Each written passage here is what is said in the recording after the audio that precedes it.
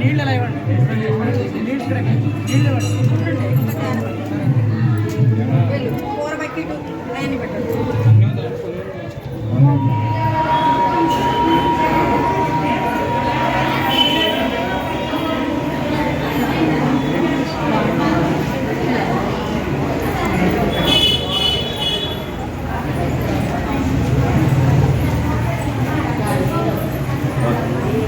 ఓం శ్రీ గురుభ్యో నమః. హరి ఓం శ్రీ మహాగణాధిపతయే నమః. హరి ఓం శ్రీ దానేశ్వరీ నమః. శ్రీ సరస్వతీ నమః. శ్రీ ఉమామహేశ్వర పరబ్రహ్మణే నమః. శ్రీ శ్రీ శ్రీ దానేశ్వరి అమ్మవారి 25వ వార్షిక మహోత్సవ సందర్భంగా ఈ యొక్క ఆలయాన్ని అందరూ బొల్లం శేషారావు గారు ప్రారంభించడం జరిగింది. తర్వాత బండారు వారు, ఎర్రగోపు వారు, వాళ్ళందరూ కుటుంబ సభ్యులందరూ కలిసి ఆలయాన్ని 25 సంవత్సరాలుగా ఎలాంటి లోటు లేకుండా మహావైభవంగా ప్రతి సంవత్సరం పెంచుకుంటూ కూడా ఈ యొక్క సంబరాలు చేస్తూ ఉన్నారు. ఈ సంవత్సరం విశేషం ఏంటంటే మొదటి రోజు ఈరోజు సంకష్టహర చతుర్థి. ఈరోజు అందరి అమ్మవారికి గంగారమ్మ గుడి దగ్గర నుంచి చీర, సారెలు, పానకాలు, వడపప్పు, పసుపు, కుంకుమ, గాజులు, బట్టలు అనేక మంది భక్తులతోటి మహావైభవంగా ఊరేగింపుగా వచ్చి అమ్మవారికి సమర్పించడం జరిగింది. 6 గంటలకి సంకష్టహర చతుర్థి నోము చేస్తాం. దాంతో ప్రారంభమవుతుంది. మరుసటి రోజు శనివారం ఉదయం వెంకటేశ్వర పూజ, పుణ్యావచన, పంచగవ్యం, దీక్షలు, అదేవిధంగా మధ్యాహ్నం స్థాపన, ధ్వజారోహణ, అంకురారోపణ కార్యక్రమాలు జరుగుతుంది.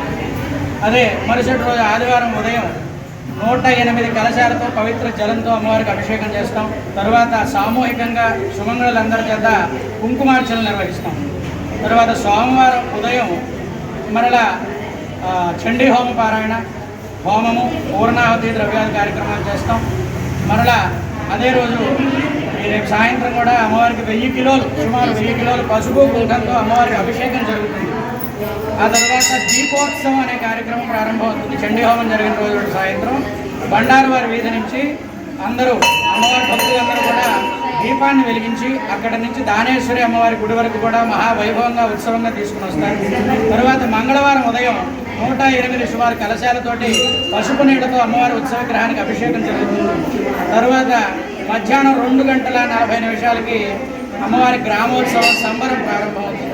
ఇదే విధంగా సంవత్సరానికి ఒక మాదిరిగా అలా పెంచుకుంటూ మహావైభవంగా చేసుకుంటున్నారు. కాబట్టి భక్తులందరూ కూడా వచ్చి అమ్మవారిని దర్శించి వారి యొక్క అనుగ్రహానికి పాత్రలు కావాల్సిందిగా విజ్ఞప్తి. శుభంగా ఇచ్చిన భక్తులందరికీ కూడా ఇక్కడ ఆలయం వారు భోజనం ఏర్పాటు చేస్తున్నారు. ప్రతిరోజు కూడా అయిపోయిన తర్వాత కాకుండా ప్రతిరోజు ఉత్సవం ప్రారంభమైన దగ్గర నుంచి సంబరం వరకు ప్రతిరోజు భోజనం అనేది అందరి భక్తులకు ఏర్పాటు చేస్తున్నారు.